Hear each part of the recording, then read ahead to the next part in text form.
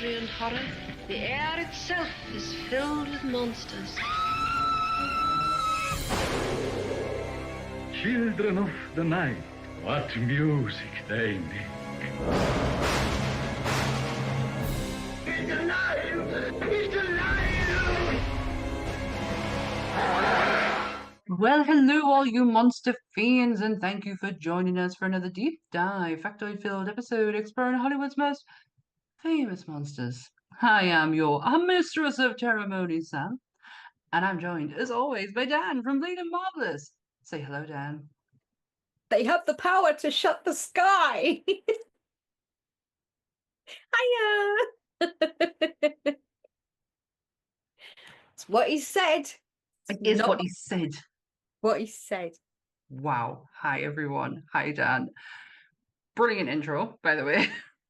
That's rather trained. That was that's the Royal School of Bullshit chain. That was. Hi everyone, welcome to a new episode of the Monsters Up North podcast. As you can clearly see if you're watching on YouTube, I am on a different location. I am at my parents' house, and I'm hoping that nobody is standing behind me. If you see me go like that, you don't eat in it. Oh, not remember when the light went out. Yeah. Last time it happened, that yeah. Yeah, that was creepy. Also, I have my mute button ready because the reason I'm here for is I'm babysitting 3 doggies. So if they start barking, I will put myself instantly on mute to, avoid any awkwardness. Anyways, I'm being awkward myself. What are we doing today, Dan? What's today? Today is a very interesting movie from 1984. I have heard a great theory on this movie, so I can't wait to talk about this. We're doing C.H.U.D., everyone. Love the name. Absolutely brilliant. But yeah, C.H.U.D. So I'll do the disclaimer, then we'll crack on open. C.H.U.D. So, everything discussed in today's episode is our opinions and our opinions alone.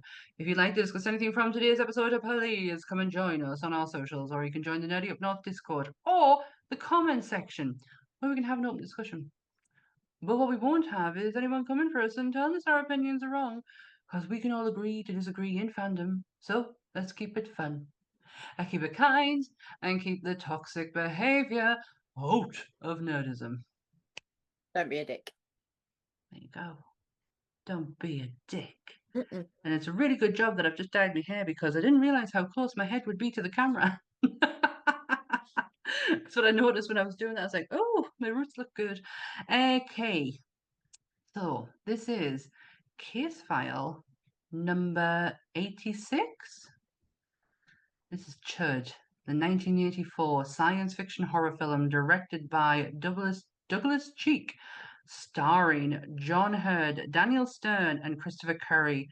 The plot concerns a New York City police officer and a homeless shelter manager who team up to investigate a series of disappearances and discover that the missing people have been killed by humanoid monsters that live in the sewers. They're not staying down there anymore. As Monsters Up North brings you C.H.U.D. I fucked that tagline up. I wouldn't worry too much. This whole movie's a bit fucked up, to be honest with you. It's not what I was expecting, in all honesty. Because when we did the Return of the Living Dead, I was very much like I had a clear idea of what I was heading into, and it was going to be fantastical and 80s. This felt almost 70s exploitation, like police cop kind of thing, and it was gritty and it was dirty. I mean, it just didn't come across as that 80s feel. The thing about this film was, when I was a kid, I remember laughing at it a lot when I saw it, and I had it in my head it was more comedy than it actually was. Or watching it with older eyes now, I don't know whether I see what is actually going on now, but it was like when you look at the cast and the caliber of the cast, and what they're known for as well. Like Daniel Stern, obviously, is known for playing one of my favorite characters. Um, he, he is known typically as a comedian. You know, he's a comedy actor. For everything from City Slickers to Home Alone. You know, The he Juno. so he's when you see him playing straight in this film, he has these little moments. You can see there's like this level, but it feels like a very classically trained, like they were treating it like it was some masterpiece of cinema Yeah. script writing, the way that they were acting, and it kind of gave it another like level that I'd never noticed before when I'd seen this. So I can understand why people want it to be a cult film, but at the same time it is kind of shit. I can't Yeah. I can't put my finger on why I think that, but it is, and it's not budgetary because No. they had 1.5 million to make this movie budget, which is Did that go? 3.8 million in today's money to make the movie, and it broke at the box office, but it only premiered in 300 cinemas across the US.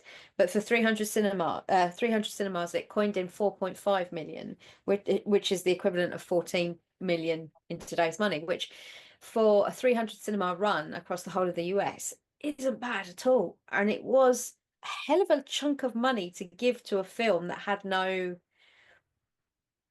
right to be made. no credence. It wasn't coming from a sequel. It wasn't coming from No. anything other than the want to jump on this kind of nuclear age. What would happen if radiation made monsters kind of thing? You know what I mean? That whole trope. Yeah. So Yeah, I totally get what you mean. For me, I just like I say, I just got a shock. Like I was expecting something a bit more. Like I was expecting to see more of these monsters, and we didn't. Also, there was a lot of bits where I was like mentally making notes in my head. The acting stuff. I gotta say, man, the acting in it, um, is it's not quite GCSE drama. It's almost A level drama. it feels very much like like I say, they were taking it as a serious work of art when the script wasn't that. No, but the only one who I got any realism out of was John Hurd.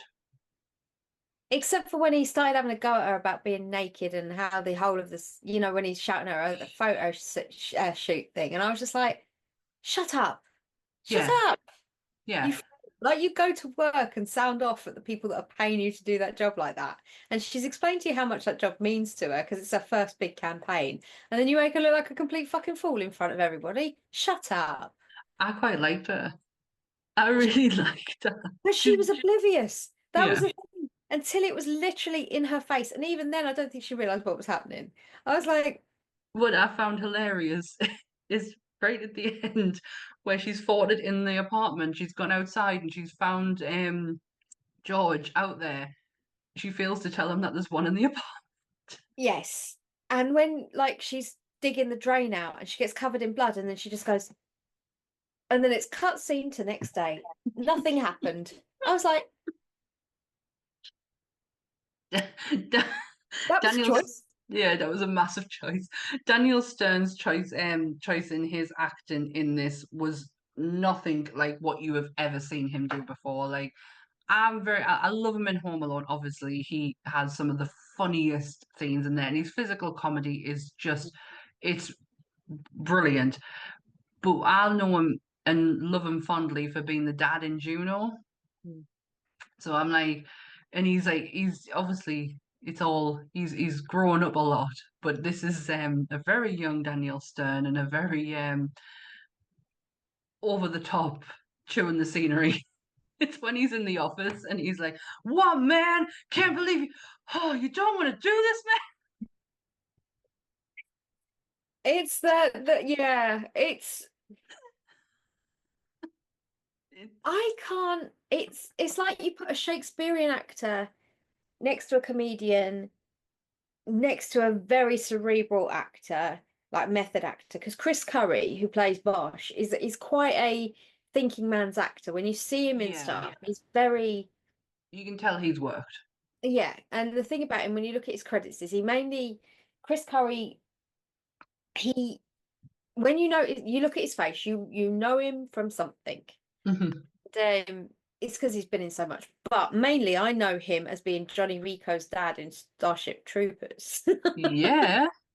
But he actually co-wrote this movie, and he was uncredited as a writer. Now I don't know if that was out of choice because of the film. Even though it didn't tank, the film did not tank. It was a success. In the terms of monetary return for the studio.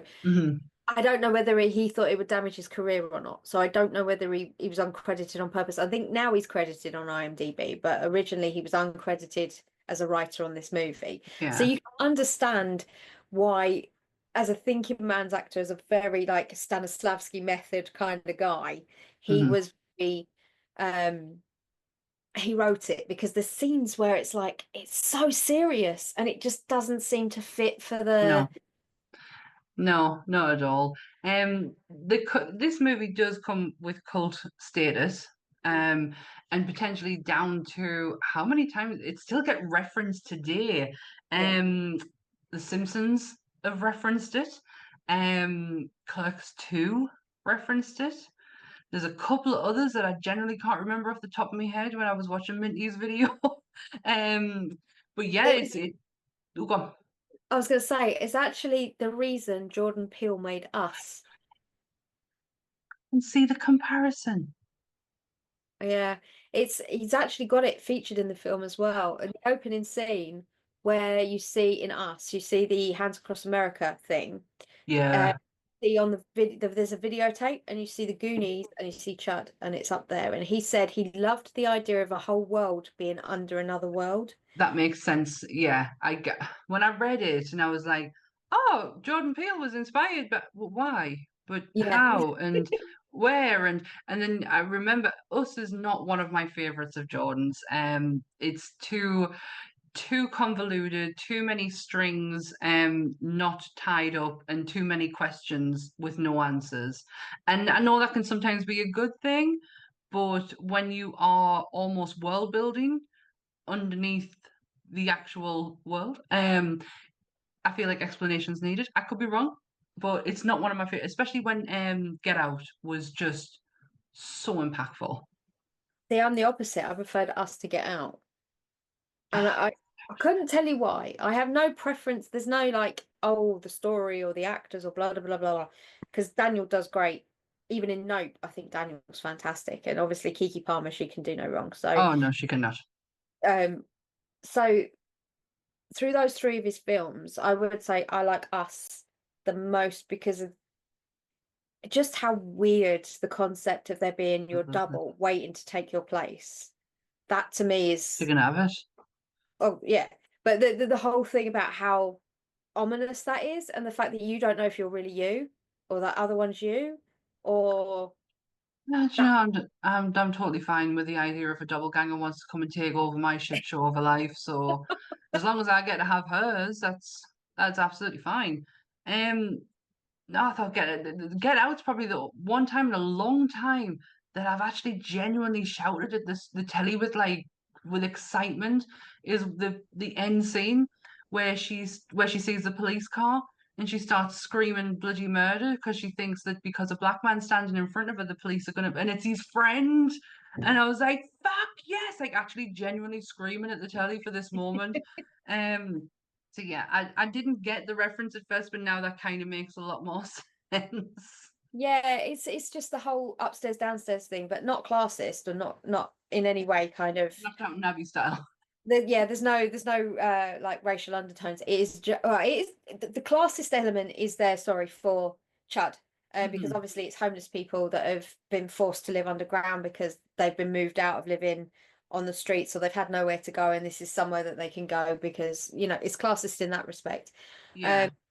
But the John Peele's one, I didn't see it as a classist film as a white woman watching it. That's not how I saw it. It was more of a just a what if situation that there was Mhm. two of you at all times and you never knew if that was really you or not. You know, that it was that whole like, Well,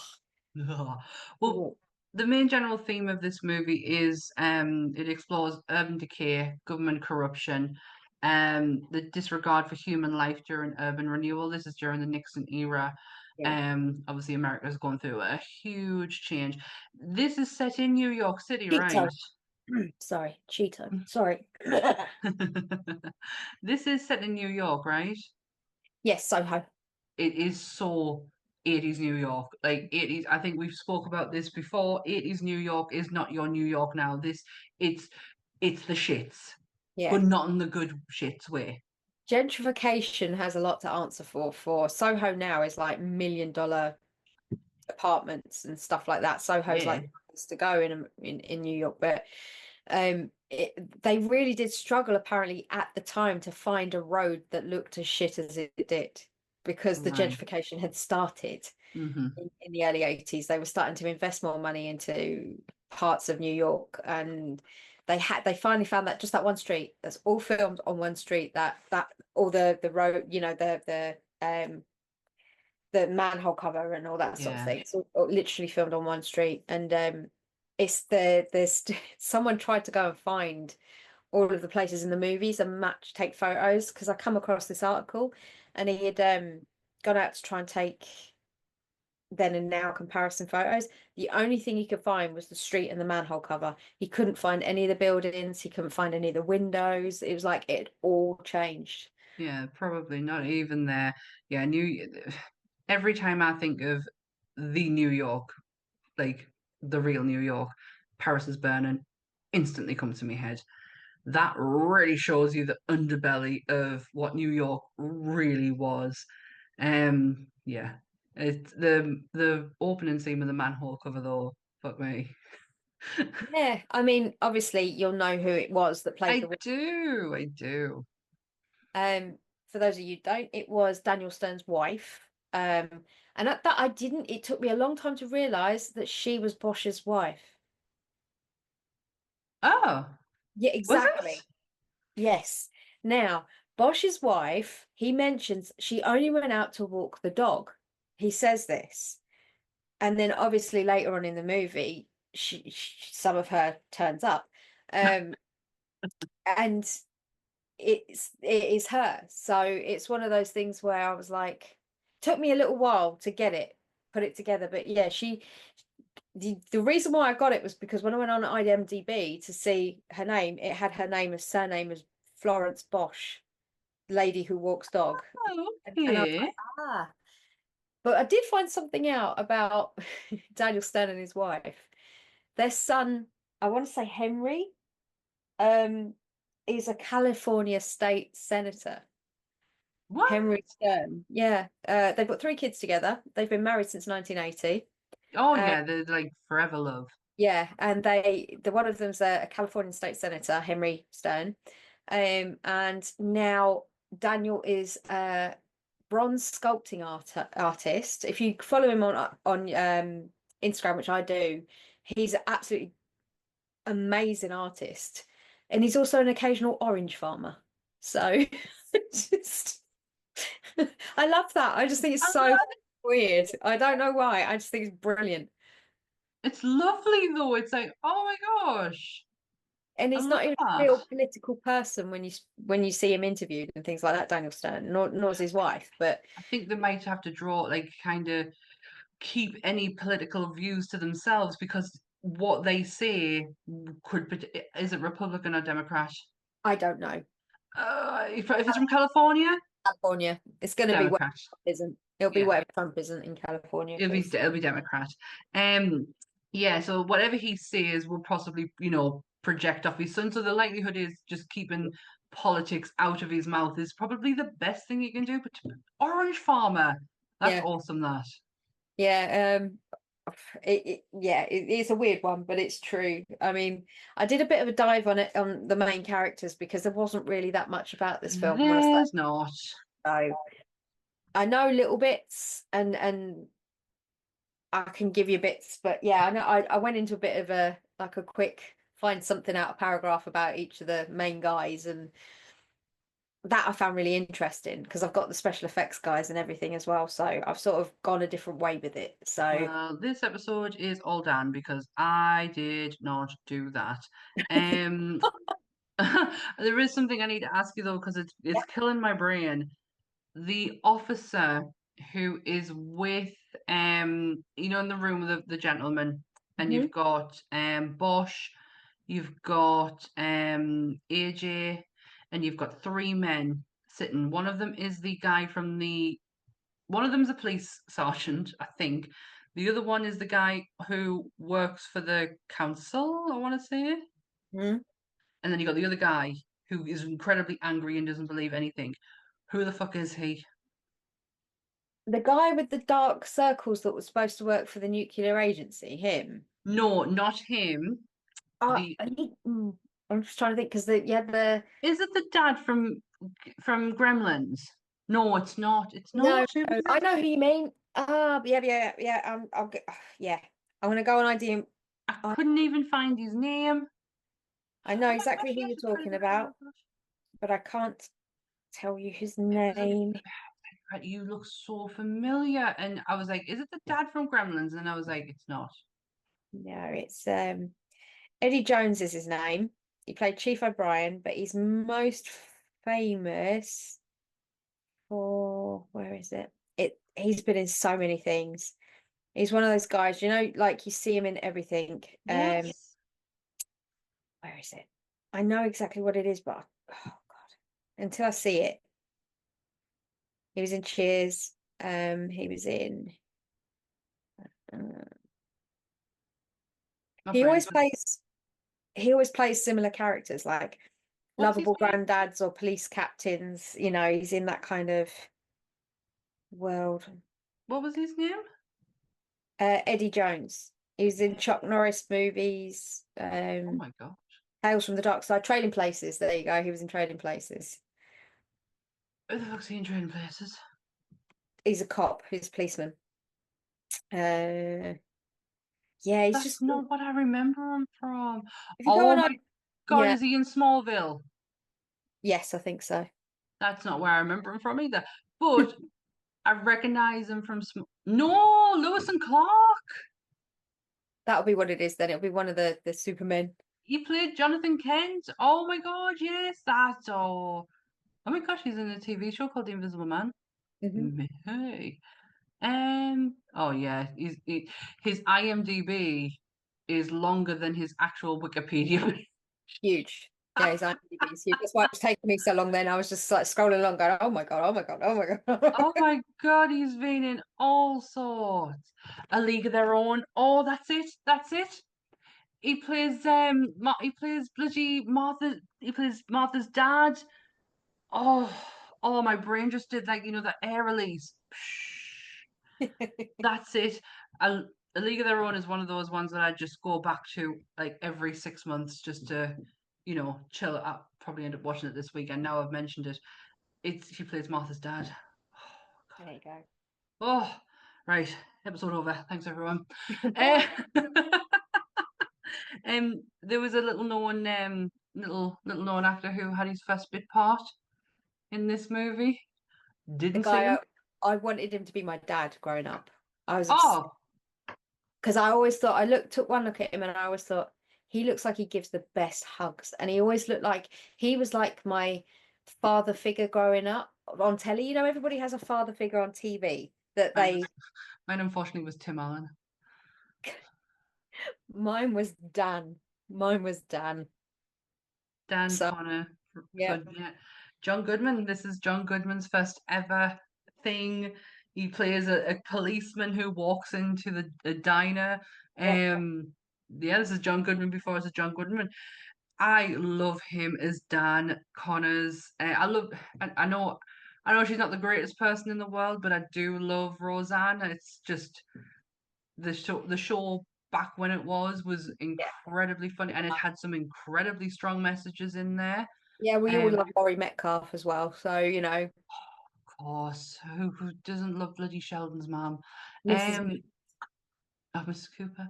But the episode where Dan where Roseanne, sorry, finds out that Fisher has beat up Jackie, who was a policewoman, like, and it comes down to them two crying, hugging, and Dan just hears Fisher beat up Jackie, and that's it. He's out the door, and then he's getting arrested later on. I'm sure we've actually talked about this episode Yeah, and before. he stands there and he says, "That's fine.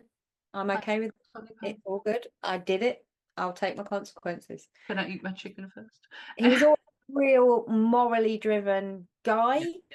Like his kids gave him hell. Darlene, DJ, and Becky. I mean, they gave him hell, but what kids don't give parents hell? But it's just one of those things where he was. I think Roseanne might have started maybe 3 or 4 years after this. So it was definitely in the late 80s, and this was 1984. So this was his first movie role. And you could see he was with Jay Thomas as well. So when people take one look at the policeman that was his sidekick in this, Jay Thomas has done so much. He'd had a bit of an established career in TV prior to doing this movie. He was in like Mork and Mindy. He did he was in a lot of them were started off their TV careers or were at some point in Cheers as well, because that seemed to be the TV show to get in at the time. Yeah.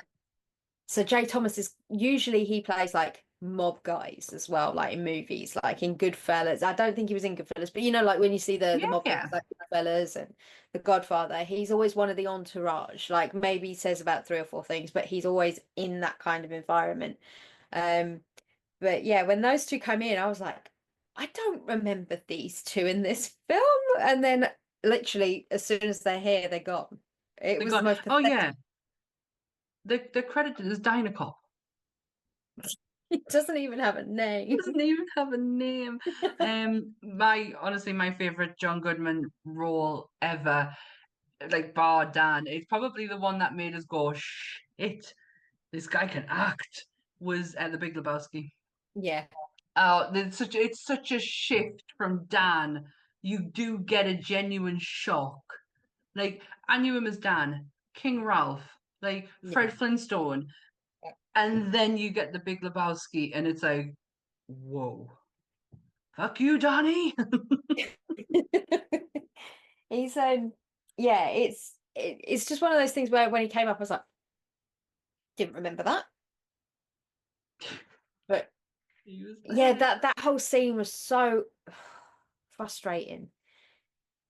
With basically what happened was the C.H.U.D.s had slowly come up from underground because they were being gassed out by the government. So they crawled out and then they decided that they were hungry. So they went to the diner, but not for food, for people food. And they wanted a bit of the old long pig. And it just so happened that John Goodman and Jay Thomas were in there with a lot of other people, and the C.H.U.D.s, it's the way they just pop up at the window. Yeah. With their big torch eyes and their plastic heads. And that's an issue that I felt so sorry for the guys that did the special effects on, because originally there was no special effects makeup in that sense. There was not supposed to be prosthetics to that point. They were supposed to be humanoid, cannibalistic humanoid underground dwellers. They wanted them to be very human-like. So they wanted them like, Victor when he turns at the end of the film, when Victor tries to get George, they wanted them all to be like that, like evolving and then feral, but not what you end up with. So I feel quite sorry for John Caglione, because he had to end up inventing this with next to no time, hence why they look so ropey. And the guy, this is the thing, right? John Caglione, he worked under Dick Smith. Bloody hell. Right? The guy That's a name. He's an Oscar winner now. Yeah. He worked on Terrifier 3 most recently. He's most famous for The Dark Knight. And he did work on one of our very favourite that we always talk about movies. This is why I knew his name. The 1988 version of The Blob. He's responsible for The Blob. But he won an Oscar, joint Oscar for Dick Tracy, and he was nominated for an Oscar for The Dark Knight. But the joint Oscar went with the guy who also worked on this movie, which was Doug Drexler. Doug went on to specialize in sci-fi. So he is most famous for doing Star Trek Next Gen, Voyager, Mm-hmm. Battlestar Galactica. Um, so this is the weird thing. Then you get into the weird realm of one of the other guys that worked with them on the team was Ed French. He's also an Oscar nominated special effects work. He did Star Trek 6. Most recently done Dungeons and Dragons, Honor Amongst I Thieves, thought I recognized the name. Preacher, The Office, Buffy, T2, Supernatural. He actually won Primetime Emmys for Westworld and Mad TV, and House. He did a lot of the real wounds and Oh, gross stuff. oh, that's something. So when you look at okay, yes, they were in their infancy. They were just coming out of their Dick Smith schools and their tutelage. But now look at them. Oscar winners, primetime Emmy winners. You're looking at some of the cream of the crop here, and unfortunately they were given next to no time to make. That's why you don't see so much of the C.H.U.D.s, because they had literally been whittled down to giving the special effects team, I think they had like a month to get something together. Hence But why it looks the way it does, and yeah, they were not intended to look like that at any point, and John had to just pull something out of his then, arsehole. then if that's the case, they're brilliant. If that's if that's what they had to pull out their arse at the last minute, then they are brilliant. It's just a goddamn shame that you've essentially created a monster movie, and your monster is your secondary thought. Yeah. It should have That, been your first. that was down to the writing, though. I think they were so determined to make this a slightly political statement about. Mm. I'm not just talking about the classism in it, but I mean like the lack of the government conspiracy side of shit, because that was The really government ruling everything, really. that's where we were with movies in the early 80s. Cop Mm. dramas were massive. Like you got to look at Beverly Hills Cop. You got to look at like all those gritty TV Yeah. shows, um Hill Street Blues, and like everything from all those movies. I know that was a TV show, You're but lucky that didn't come out my nose. but yeah, like gritty TV dramas and stuff like that were very, very prevalent at the time. So you had Oh, that. yeah, look at Um, the original Law and Order. How dirty and gritty that was. I know it's still going to TV, but look at it though. Look at the opening of SVU is the dun, same. dun. Dun.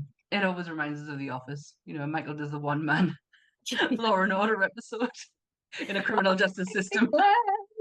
Bankruptcy.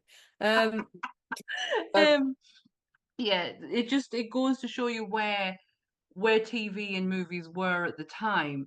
yeah, Um, how do you know what?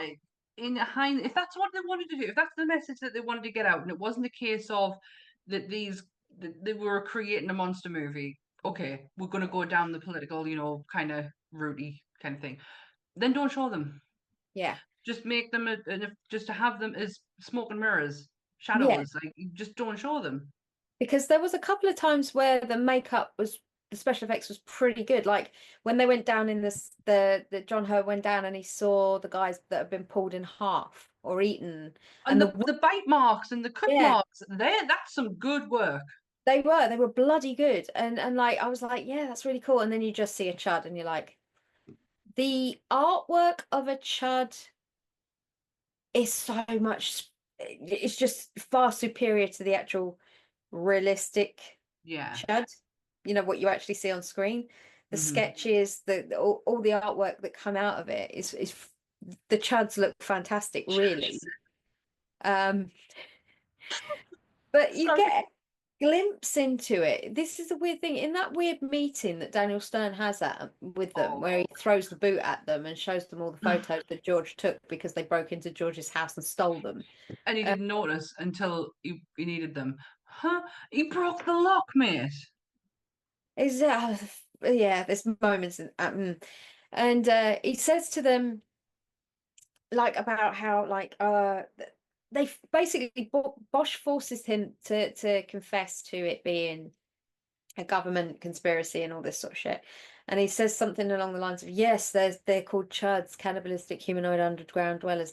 And it turns out that's not actually what C.H.U.D. stands for. C.H.U.D. ended No. up standing for Contamination Hazard Urban Disposal, Yeah. which was basically just come in, get rid of all the ne'er-do-wells and leave the area. You know, it's Yeah. just a flush out. You can just see it on one of the tubs Mm. of hazardous waste is actually written on the side. That scene cracked me up big style. One, Daniel Stern showing the absolute fucking scenery. I'm gonna go to the press. Well, I'm gonna go to the press. Are you gonna go to the press? I'm gonna go to the press. But it's the guy with the rings around his eyes who goes, I can't tell you this. It's official. It's, it's secret. And then all of a sudden goes, okay, I'll tell you.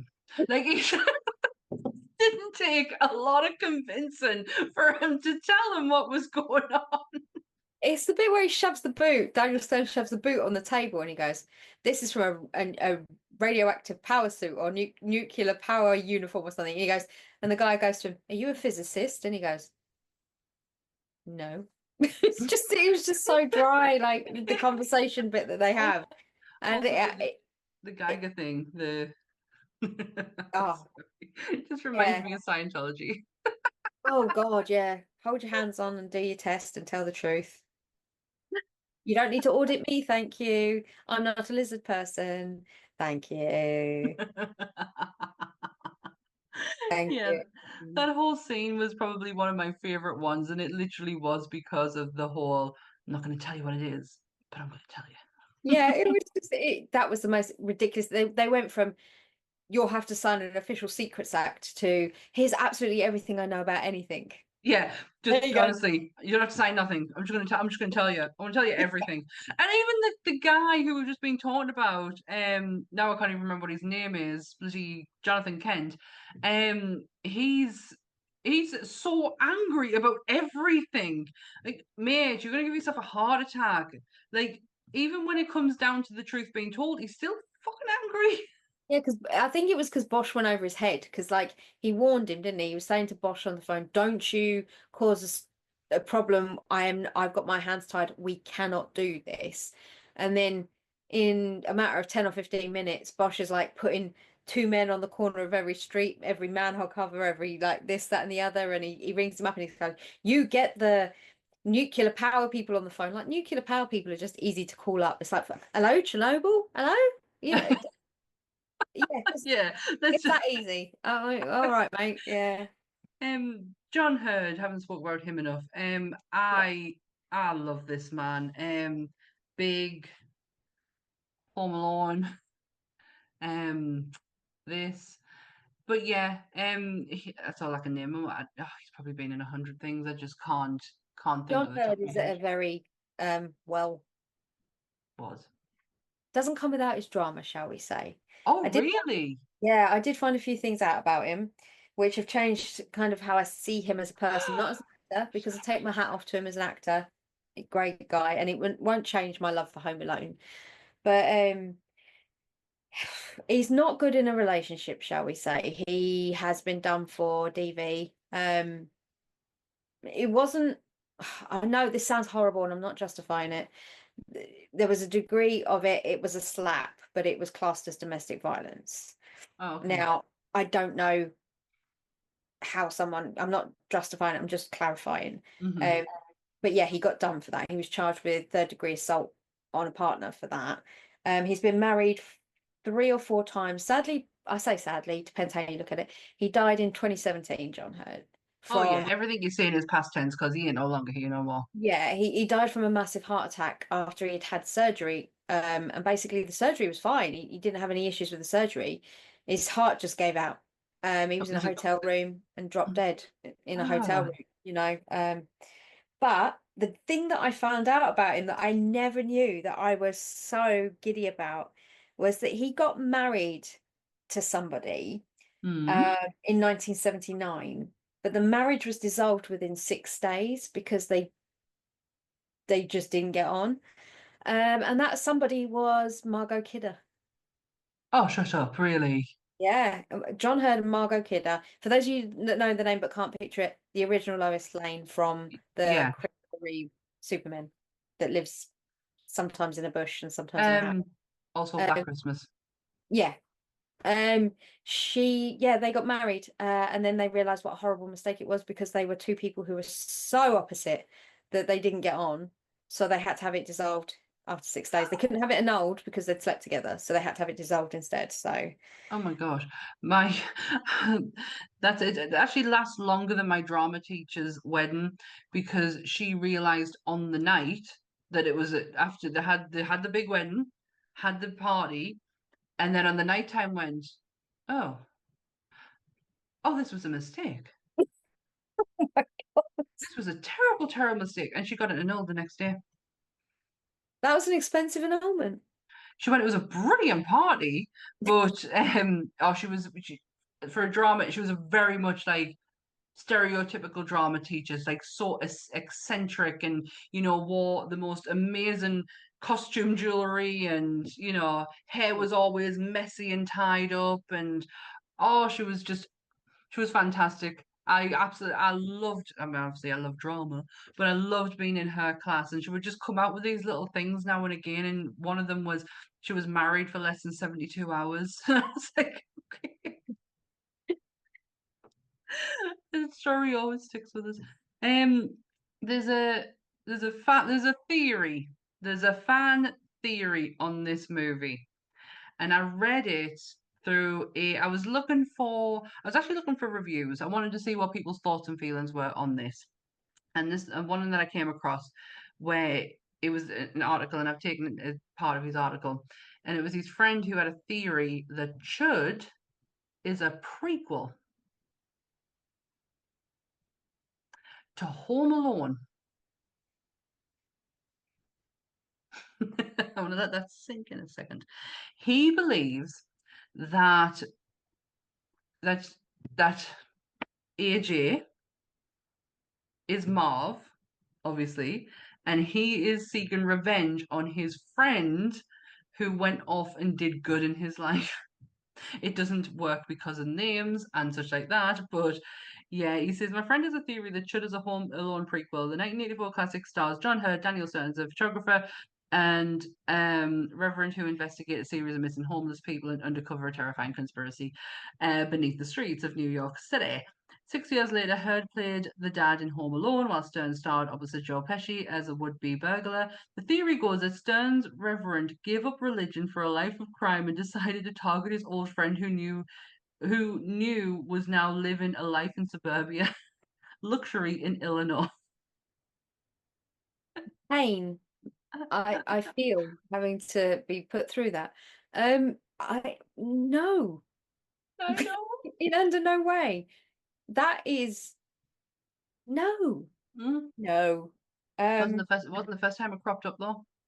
But I've Cropped got up a couple of times. fan theory actually. Mine was that in 1980, on May 17th, 1984, a comic was published that ended up becoming a worldwide phenomenon and a huge thing late 80s, early 90s called Teenage Mutant Ninja Turtles. Oh. Kevin Eastman and Peter Laird released it. They published it May 17th, 1984. C.H.U.D.s was then released on the 31st of August, 1984. So they reckon that they'd read the comic of the things living in the sewers and decided to take that and make an adult spin on it, but not make them turtles, obviously. Make them like Chud. So the fan theory is that it is an adult take on Teenage Mutant Ninja Turtles. So, because they're mutants. So I'm more inclined to go with that than I am the with Home Alone one? thing, because that is just given me an aneurysm. I cannot listen to that nonsense. That's just sacrilege. How dare you? Yeah. I'm just glad that I was looking at my phone while I was reading because my notes are on my phone tonight. But yeah. You're right. I would go with the turtles theory than I would over that. Yeah. It's just such a it's so disappointing because I thought we were in for awesome. Don't get us wrong, I liked it. It wasn't terrible. It's not Troll 2, it's Yeah. not it's not well, actually what's the worst film we've ever watched so far? Dolly Dearest. It's not that, but it's so disheartening that it doesn't have any 80s flair to it whatsoever. It's got no monster in it that you can kind of like go, oh, we could potentially do something with the likes of you. Um, Especially the with the merchandising in the 80s and how, mm, I mean, they say Steven Spielberg was the one who kind of coined the ability to merchandise, but I think it comes down to Star Wars on that one. But I was going obviously, to say I thought it was Lucas, but they are friends. They are one and the same. Like, if you look at a lot of the Star Wars stuff, Spielberg is involved in it. mm, Obviously with the licensing and working out Kenner and that whole disaster. Because if you watch The Toys That Made Us, it explains all that sort of thing. it's a good series. But yeah, see, the merchandising possibilities on Chud was amazing because you could have had loads, Mm. you know, had it have been done right, or had they have had the time to develop the Chuds into a more marketable character rather than what he ended up with, which was literally a plastic mask that you could buy from Spirit Halloween kind of thing, you know, like Look like yeah, paper mache. Look like something you could just stick together in your when you're with in, two when you're in torches, school. you know, it did look like he had two torches because they wouldn't have had LEDs back then. So Yeah. Do you know what? What I every time I picture it in my head, do you know what I'm thinking of? It's an X-Files episode. Hmm. Do you know which one I mean? It's oh, what is it? I It's don't a know the name of it, but I do know the one you mean. white, like a white, gooey kind of. Yeah, yeah. At least we're on the same page. Yeah, that's the image I get, and then when you look at it, it's like, oh shit, you don't generally don't look anything like that. Um, but yeah, it's really disappointing because then you've got Chud 2, Electric Boogaloo. No, it's actually really not called that. Bow, bow, bow, bow. What is it called though? Because it's really funny. I can't think. I know it's Chud 2. I know it's got a tagline like a secondary name, but It's yeah, and it's definitely not Electric Boogaloo. I'll tell you that for now. Tell you that unfortunately, for now. I'll tell you that for free. I Um, electric boogaloo because it's like just breakdance. just goes with everything, doesn't it? Chudge 2. Chudge. Oh, why is my internet bit? Maybe because you're on it, Sam. Bud of the Chudge. Oh God. Why the fuck didn't we do that one? But yeah, we know why we didn't do that one because we hadn't talked. See, the pit, even the poster makes them look 10 times better. Because they've had time to develop in Chud 2. Yeah. So I So, mean, look well, on. no, I was gonna say we'll probably at some point could revisit it. It's not that we're ruling it out again. No, no. With a movie like this, where it seems misplaced in genre. It doesn't know what it wants to be, or it wants to be everything. I'm Hmm. somewhere in between of it either doesn't know what kind of film it is, or it wants to be every kind of film that was popular at the time. So is it a nuclear sci-fi monster flick? Is it a political stance? Is it a gritty cop drama? Is it a love story? I really Oh, don't yeah. know. Is it you know, do you know what I mean? There's so many possibilities of what that could actually be classed as. Yeah, because the whole storyline of her being pregnant, that conversation, man, I was Went out like, the just window. fucking, yeah. And obviously, make a decision. One of you just say yes or no, because the tip pissing around, That because conversation, he's obviously trying to make sure that he doesn't come across as a dick.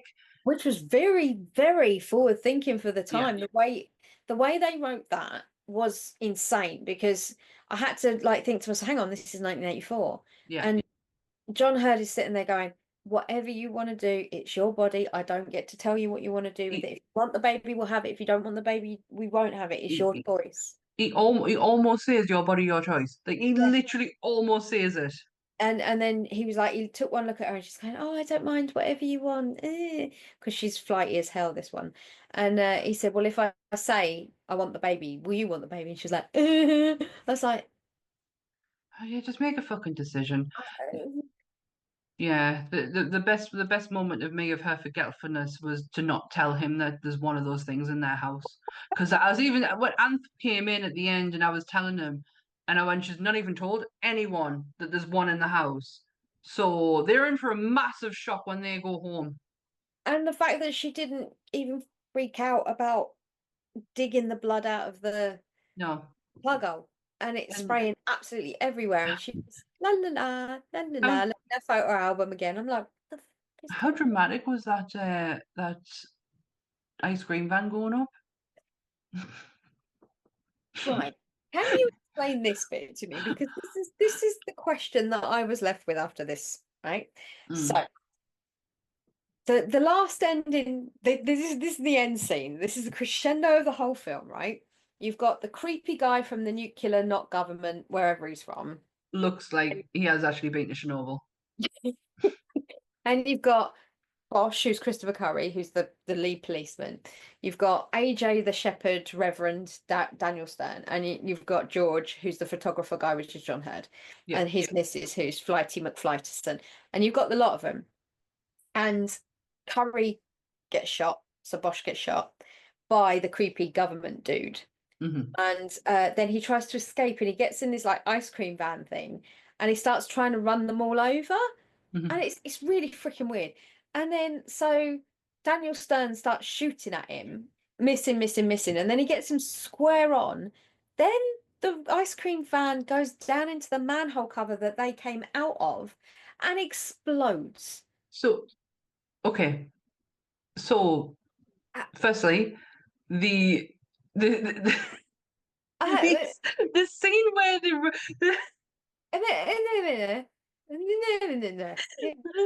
scene where he's trying to run them over is hilarious. It's a very much a Michael Myers moment. You know, when you've got that slow walking behind you and you're like, you literally could sprint and you'd be saved. They did not do that. And the fact that when Daniel Stern grabs the gun and he's going pew, pew, pew, and then all of a sudden he just stops, focuses. In the meantime, that van could have knocked him over. He was doing a 3-point turn up the other end. It was fine.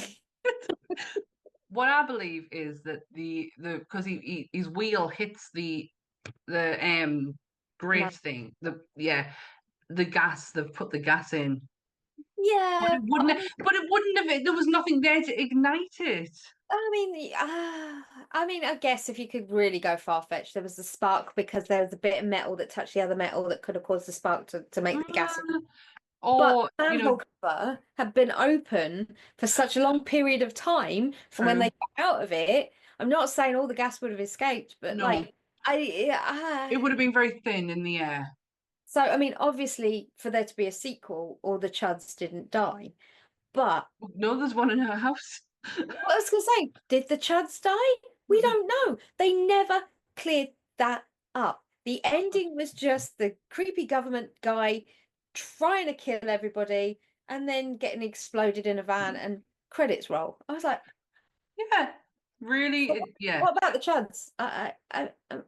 I'm just more concerned about her house, to be honest, at this point. I'm like, is she gonna bring it up? It really annoys me in movies when they don't do that. Yeah. Another thing that annoys us is when people don't tell people what's going on.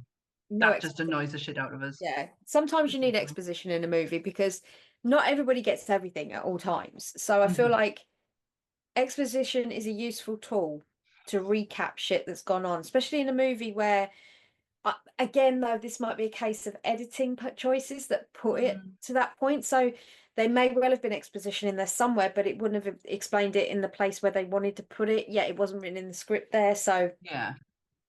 But I don't think so. I think this was just written in such a way that it just you were supposed to follow it along, and ended up not really making sense towards the end. Either they just gave up, or they were running. Maybe the studio had given them an X amount of time and they couldn't complete it in that time and they rushed the ending because they didn't have enough money to finish it. Or I'd love to know where this million's gone to. I really would. Yeah, and that's what a lot of people were saying in all of the stuff that I was seeing. They were all saying, I don't understand how 2.25 million in 1984 that could have bought you half of Manhattan at that point. Do you know what I mean? It was like you could have fucking owned it. Amount of money, and to have on a first time director, because Douglas Cheek is actually an editor. That's what he does. Yeah, he's not a director. That's what he does. And now this was his directorial debut, and I think he only directed one other movie, and that was it. He decided that's not for him. Taking a chance, technically, on a first-time director. All the actors didn't have any provenance at that point. All of the special effects guys have any provenance at that point. So you're not paying out the nose for the caliber of actors that we know they are now, because they were not worth it much when they were in this movie. So it wasn't wages bills, it wasn't special effects work, it wasn't like location, because it was all shot pretty much in one sort of street. So when you start looking at it, it's like, I don't know where the budget went. What drugs were you taking? Where did this money go to? There was something. There's definitely choices that were made. Did you know the very frustrating part about it all is, it has a potential. It really does have a potential for a really good monster movie that had the government side of it. Like you can even include all of the messages that you wanted to, but you could have made a fucking brilliant monster movie, or you could have made a really good political statement. Like one of the two. You've mixed the two together and you've come up with Chud. But that's the issue. You want to make a political statement, so you want to put a stamp on something, but then you're mixing it with such a and I say farcical with the sense of the nuclear thing, because the other nuclear movies that were out at the time in the 50s were, we're looking at Godzilla, we're looking at Return of the 80-foot, 50-foot, 70-foot women, whichever ones they choose at the time. You had like Tall woman. You had like, when you look at all those kind of movies, I'm not saying King Kong was nuclear born, don't come at me for that one, but what I mean is like your really large kind of like possibly genetically mutated monsters. You compare that with something so serious if you're going political, because whilst I know you're saying, oh yeah, well, it was because of this big political event that happened with, say, Nagasaki or Hiroshima, they created these things. I can see politically if that's the route you're going on, but you didn't even bring that up. It was literally just like bad government did nuclear things down in the get your bad government. Tell them. That's as far as we got with it. So I was like, well, it can't be like a hint or a political statement towards the current government, because you weren't bringing up the Reagan administration. There was no. Anything to do with the Cold War. Did I say Nixon earlier? I didn't mean to say Nixon. Yeah, but sorry. No, but I have to apologize, because my American presidential years. Oh shit, we have listeners in America. So sorry. Really, I'm not really on the button with what years Reagan took over, but I'm sure for 1984 Reagan was in power, because I remember for a large part of my. Did Bill Clinton beat him? I think he might have taken over, yes, because I want to say Reagan ended up in 88. That might have been his last term. The only reason I've got 88 in my mind is because I remember like Max Headroom and stuff like that, and oh my god, yeah.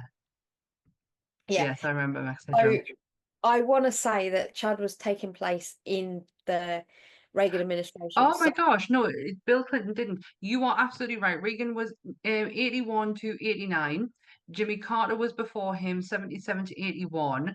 My God, I'm way out with Nixon. Because bloody hell, Nixon was in the 60s. Yeah. It was the one we forgot. Bush took over. Then it was Clinton.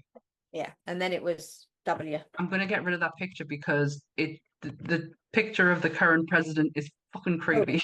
It's so creepy. He's smiling. I heard someone refer to him now, and this is just, I'm just repeating what I heard. This isn't a political statement in any which way, so take it as you like. But I heard someone refer to Trump today as a decomposing jack-o'-lantern. That tickled me somewhat, I will say, but do with that as you wish. I'm not saying any which way or anything about anything, because I'm not here to make a political thing about this. Oh, we are no. we're not getting involved in that. We're a horror I podcast. am keeping that well away from this podcast, but Yeah. it was just that expression. I'd never heard anyone described as a decomposing jack-o'-lantern before, and it really tickled me. So I'm trying to. I just remember we have listeners in America who download, so they're not seeing my face, they're not seeing the reaction. It's okay. It's okay. no, but like this has to do with his administration in any way. It was just, and for me, I'm just repeating someone's description of what Do they you know perceive what? to be. We've got our own shit going on in the UK right now, so we'll we'll keep the politics out of the It, out of horror. I have nothing else left on C.H.U.D. To be honest, I barely had anything to start with.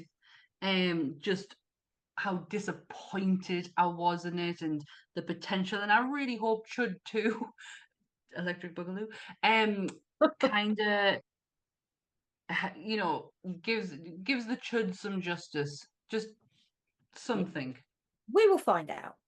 at some point Yeah. down the line. Down the line. Before we get into your tedious link, just horror news, not horror news, but did you see they released the images of Tony Todd? I don't like it. I felt so Made me sad. very sad because it's like what they did with Sid.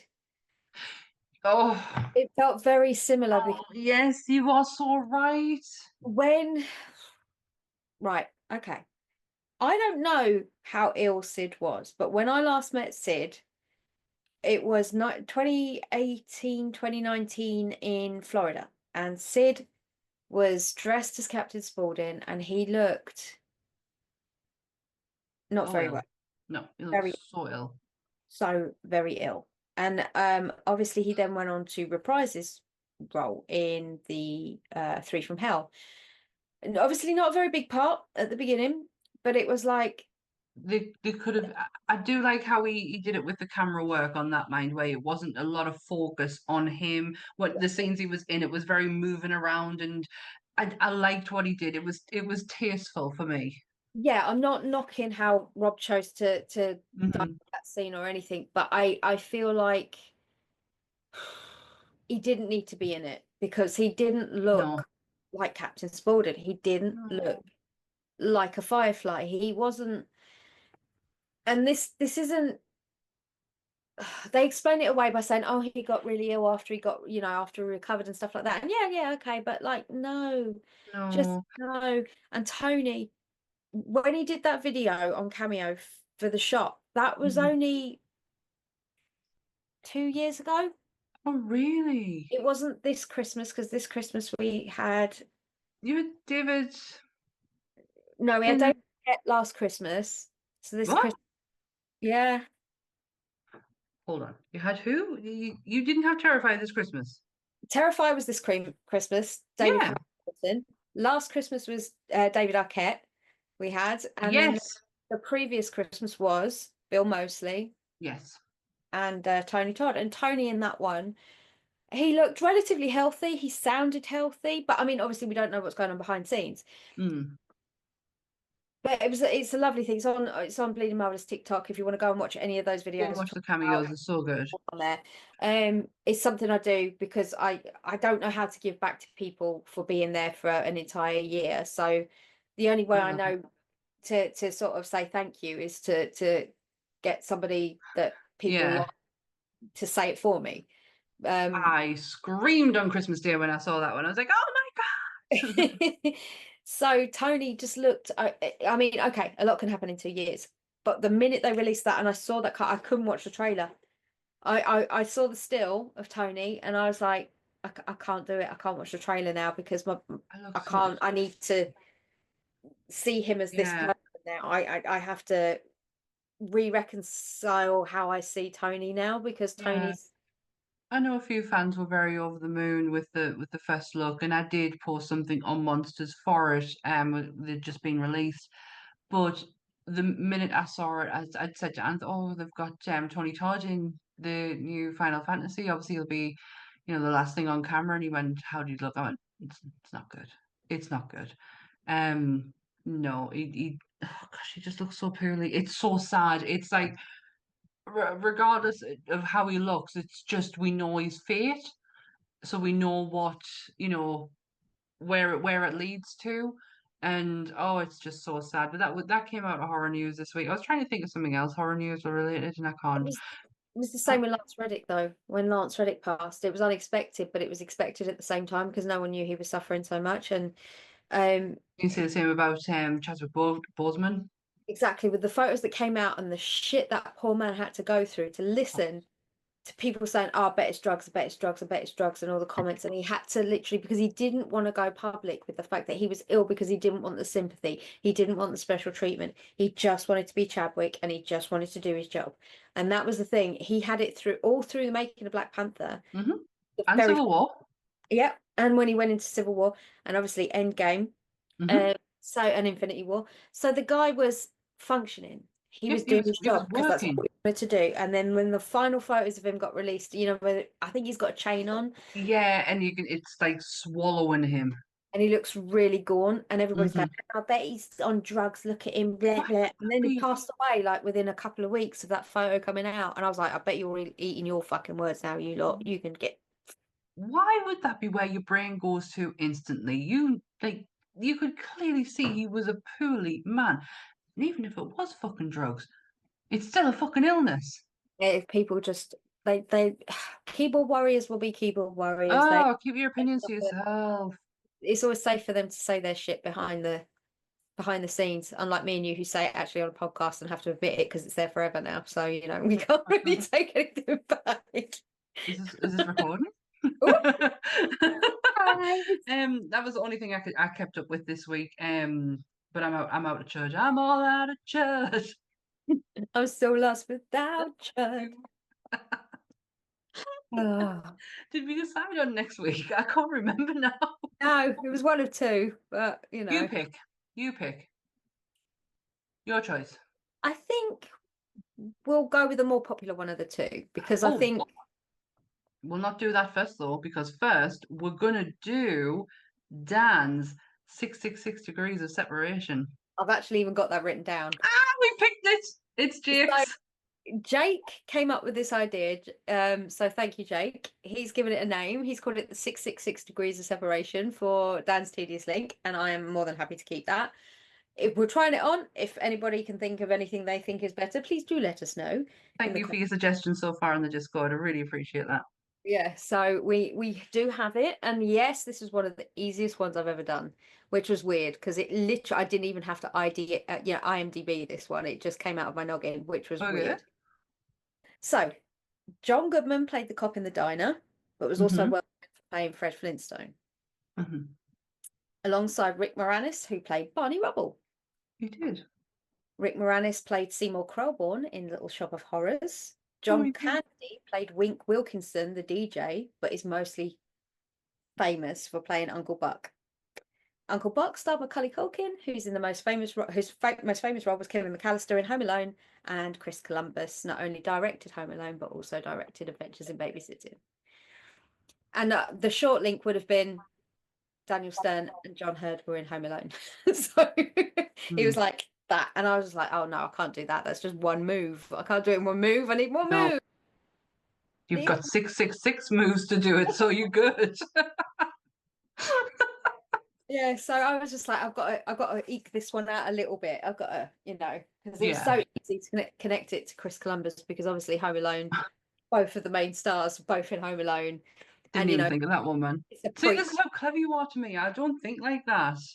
It's a prequel. My brain is my brain's like I've always said it's like a mental Rolodex. Now this shows my age because you won't know what a Rolodex is unless you were from a certain period of time.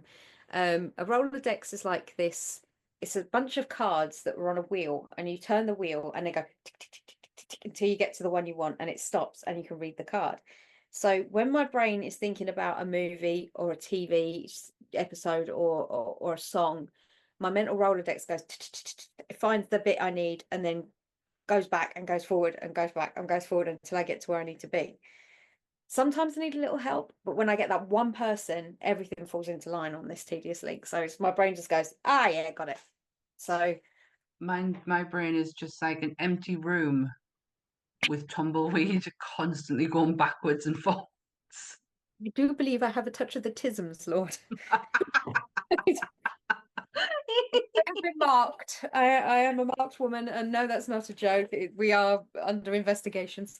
But yes, I do believe I've been touched by the tisms, my lord. So Hey, it's serving a purpose. exactly, I'll take it. I'm you know. Mine's just hyper super fixation on shit. At least yours is at least yours suits you, that gives you something. Yeah, I'm fucking Rain Man. Look at me. Me and Dustin Hoffman are exactly the same. Oh, they couldn't have even mine couldn't have even given us that. God, I would have man. loved to have gone make some money in fucking Vegas. That would have been. Oh. Ah. Oh well, what did we say? So right, yes, you're deciding, it's your decision. What we're doing next week. I think we are going to do something a bit different, I feel, Ooh. because this is a well-known movie that has spawned from a computer game. Okay, I know where we're going with this.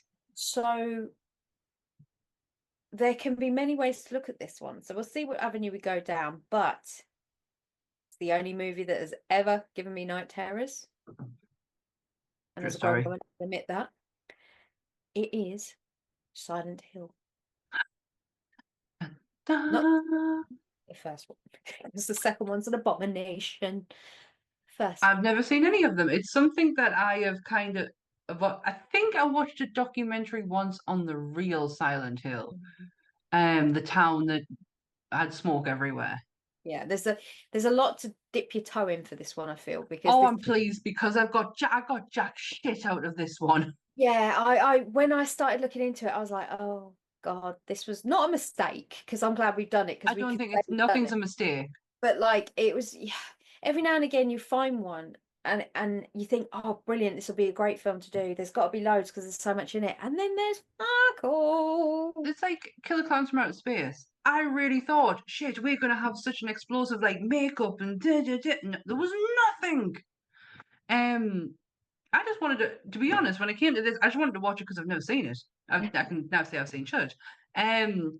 That's me in a nutshell, though. It's the same with this episode. Next episode, I've not seen Silent Hill. I have the only thing I know, Pyramid, that's just imagery, nothing else. I know nothing on the story or the film. I can't wait to go in and look at, everything. Yeah, there's a lot to it. So next week, bit more jam-packed, bit more fun fact, bit Bit, more. a bit more creature feature. Yeah. So Oh, and if you noticed that I mentioned case file at the beginning, be on the lookout for some new images and posts that I'm going to be doing for our social medias relating to a case file. We're treating every episode more like a case file than an actual episode. So this case file is case file number 86. Six. I'll get better at it of naturally introduce because you can't. It's hard to introduce something when we've been doing it. We've actually kept to the same format since episode 1. yeah, So it's kind of hard to like introduce something new to help your socials yeah. when you've been doing so long. We're gonna try it out, see how it goes. See how it lands. If it doesn't, then you're none the wiser. Who cares? See, Okay. right. You didn't see me right. Oh, still the best show sketches in the world. You didn't see me, right? And who'd have thought he would have grown up to be the dad in Harry Potter? I don't know. Yeah, Daddy wasn't Weasley. he? Daddy Yeah. Weasley. Oh my God. Wow. You just made us think of Harry Enfield and Chums now and the Fast Show, and it's like all this comedy running through my head. Right. This has been Chud. Next week is Silent Hill. We are on the Nerdy Up North YouTube channel every Monday morning at 8 o'clock. If you hit the notification bell, you will be notified when the episode goes up. It's there for you to watch all day. If you don't want to, you can go back and watch it later. Or you can wait until later on in the day when the audio goes up from anywhere you get your podcast from. I say later in the day because it is literally becoming between, 4 and 6. It goes up somewhere between there. But again, you can check how you get your podcast. You may be notified. I'm always notified. They're always popping up to tell us that they're there. Not ours, other ones. The links for Bleeding Marvelous, Nerdy Up North, Monsters Up North are where, Dan? Down there. They're down there. They're down there. Down there. Is that it? Did I Pretty do much. it? Yeah. Gee hell. Well, I'm not going to ruin it. If there's nothing else left to say goodbye, Dan. Are you kidding me? You guys got a camera. Mine's got a flamethrower. Bye. Stay spooky, everyone. Bye.